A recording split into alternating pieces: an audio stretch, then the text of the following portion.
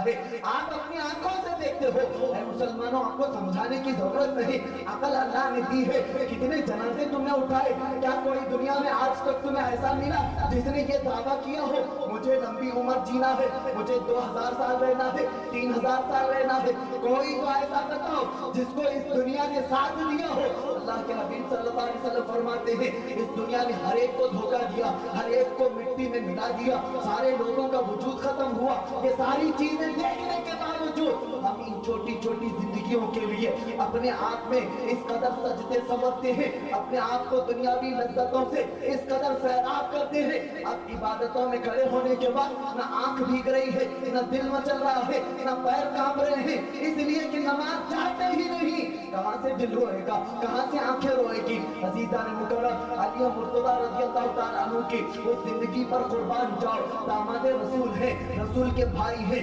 فاطمہ کے شوہر ہیں، حسن حسین کے باپ ہیں، ولیوں کے امام ہیں. ساری چیزیں ہونے کے باوجود رات میں جب کھڑے ہوتے تھے اللہ کی بارگاہ میں عرض کرتے ہیں اے مولا میرا دفتر تو خالی ہے، میرے پاس تو کچھ نہیں، بڑھاپا آ گیا ہے مولا، میری سفید داڑھی کو دیکھ کر کے تو قیامت کے دن رحم کر لینا. اے مولا تو نے تو فرمایا بوڑھوں کو عذاب دینے میں مجھے شرم آتی ہے. اے مولا میں بوڑھا ہو گیا، سفید داڑھی کو دیکھ کر کے رحم کر لینا. یہ علی مرتضیٰ کی رات کی نمازوں کی عبادت کی دعا تھی. عزیزان مکرم، آج ہمارے اندر کہاں ہے؟ گناہ پر گناہ ہے، حرام پر حرام، ساری چیزیں ہونے کے باوجود ایک بار بھی بارگاہ رب العزت میں عرض نہیں کرتے مسلمانوں میں مایوس تمہیں نہیں کر رہا ہوں، نا امید نہیں کر رہا ہوں. ابھی زندگی کے چند لمحے تمہارے پاس باقی ہیں، ابھی اللہ نے جو تمہیں امانت دی ہے چند دن اور باقی ہیں. آ جاؤ، وہ رب قدیر انتظار کر رہا ہے ان نوجوانوں کے لیے. جانتے ہو میں نے ایک حدیث پاک پڑھی تھی، سمندر نافرمانیوں سے اکتا کر کے اللہ کی بارگاہ میں آ جاتا ہے. جانتے ہو اللہ رب العزت کب تک تمہارا انتظار کرتا ہے، کب تک تمہارا انتظار کرتا ہے؟ اللہ اکبر. تم نے سمندروں کی حالت تو دیکھی ہوگی، صبح کے وقت باہر آ جاتا ہے، شام کے وقت بھرتا ہے یا کبھی دور چلا جاتا ہے. یہ بھرتی چڑھتی کا جو وقت ہوتا ہے سمندروں میں یہ کیوں ہوتا ہے جانتے ہو؟ اور کبھی کبھار پتھروں کو پہاڑوں سے کھسک کر کے گرتے ہوئے بھی آپ نے دیکھا ہوگا، یہ سارے اخبارات آپ نے دیکھے ہوں گے. یہ کیوں ہوتے ہیں؟ حدیث پاک کے الفاظ سنو. رسول خدا صلی اللہ علیہ وسلم ارشاد فرماتے ہیں جب لوگوں کے گناہ عام ہو جائے، لوگوں کے گناہ بڑھ جائیں اور ان کی نافرمانیاں زیادہ ہو جائے، سمندر جوش میں آتا ہے، باہر نکل آتا ہے، رب قدیر سے اجازت طلب کرتا ہے اے مولا اجازت دے دے، میں باہر عذاب کی شکل میں آؤں گا، ان نافرمانوں کو نکل جاؤں گا، ان کو صفحہ ہستی سے تباہ کر دوں گا.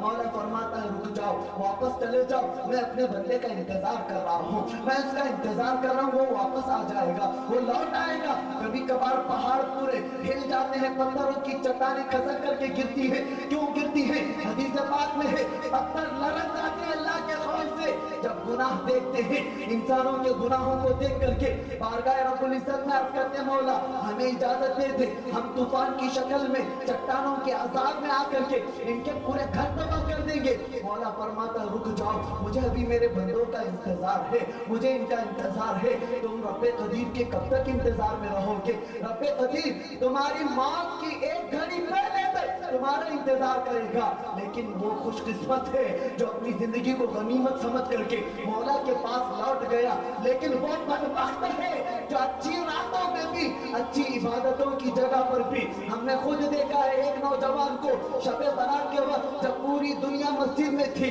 سارے لوگ عبادت میں تھے، ایک نوجوان کے چہرے کو میں جانتا ہوں جو رات کے وقت نکلا اپنے دوستوں کے ساتھ عیاشی کرنے کے لیے، ایکسیڈنٹ میں مر گیا اور اس کے جبے میں 2 شراب کی بوتلیں پورے شراب سے نہایا ہوا تھا. اللہ اکبر، جسم کاٹ گیا. ایک نوجوان مسلمان آج اچھی رات میں اللہ بلا رہا تھا، اللہ انتظار کر رہا تھا، تو ایسی موت مر گیا کہ شراب سے تجھے نہانا پڑ گیا. کس منہ سے اللہ کی بارگاہ میں چلا گیا؟ عزیزان مکرم، اے نوجوانوں اپنی زندگی کو ایسی تباہی کے دہانے پر مت لے جاؤ، ایسی بربادی پر مت لے جاؤ. اس رب قدیر کے انتظار کا تم فائدہ اٹھاؤ، لوٹ آؤ، اپنی مسجدوں کو آباد کرو.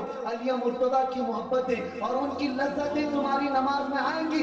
یقیناً دنیا آج پھر سے تمہیں وہ سبق دے گی کہ سارا اقتدار تمہارے قدموں میں، ساری سیاستیں تمہارے قدموں میں، دولت تمہارے قدموں میں، پوری دنیا تمہاری ٹھوکر میں ہوگی. ضرورت اس بات کی ہے نعرہ لگاؤ तो जुबान से नहीं बल्कि दिल से अमल करके बताओ कि आज भी गुलाम रसूल सच्चा है, आज भी गुलाम रसूल अच्छा है। और सारी दुनिया फिर से एक मर्तबा रसूलुल्लाह के उन गुलामों का चेहरा देख ले, इसलिए कि आज दुनिया प्यासी है।